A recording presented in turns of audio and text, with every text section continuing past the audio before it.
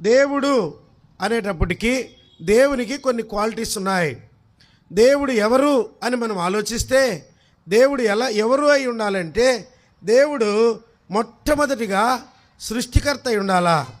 ఈ సృష్టిని అంతటిని కూడా సృష్టించి నిర్వహించువాడై ఉండాలా. దేవుడు ఎవరు అని ఆలోచిస్తే దేవుడు మానవాతీతమైన శక్తులు కలిగిన వాడుగా ఉండాలి, మానవుడుగా ఉండకూడదు. దేవుడు యేసుక్రీస్తు ప్రభుని గురించి చూస్తే దేవుడు ఎవరు అంటే ఆయన సృష్టికర్త.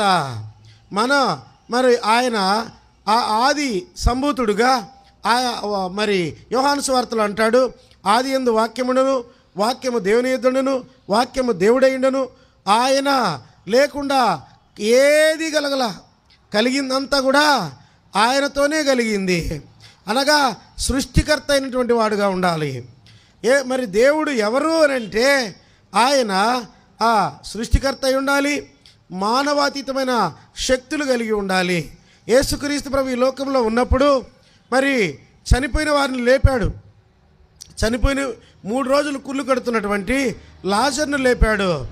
మరి అంతేకాకుండా గుంటివారి కాళ్ళు ఇచ్చాడు, గుడ్డివారి కళ్ళు ఇచ్చాడు, కుష్ఠరోగులు బాగు చేశాడు, పక్షవాయువు కలిగిన వారిని లేపాడు.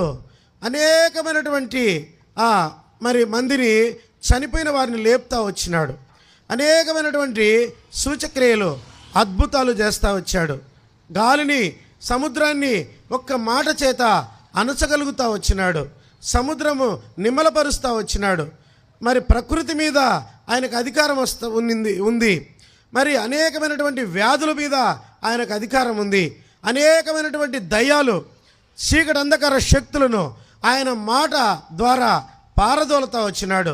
మానవాతీతమైనటువంటి అనేకమైన శక్తులు ఉన్నవాడుగా బైబిల్లో చూపిస్తున్నాడు.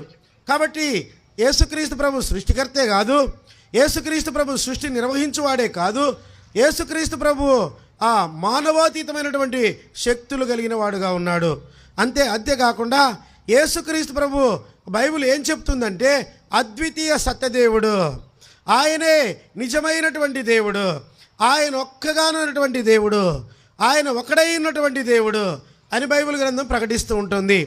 మరి ఆయన ఒక్కడే దేవుడు అన్నప్పుడు ఆయన ఒకడే ఎందుకు దేవుడు అవుతాడు అని అంటే దేవునికి ఉన్నటువంటి ఇంకొక లక్షణం ఏంటి అంటే దేవుడనే ఆయన మరణం మీద అధికారం ఉండాలా, చనిపోయి సమాధి చేయబడి తిరిగి లేచినవాడుగా ఉండాలా.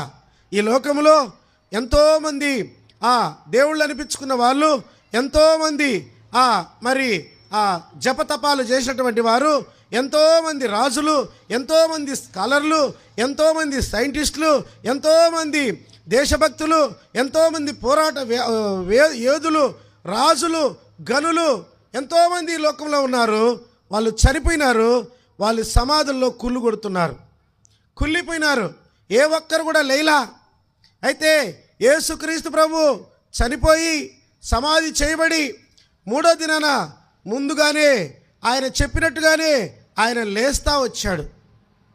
అంతేకాకుండా మరి దేవుడు చనిపోయి సమాధి చేయగలిగి లేచేవాడుగా ఉండాలి, అనగా మరణం మీద అధికారం ఉండాలి దేవుడు అనే ఆయనకు. అంతేకాకుండా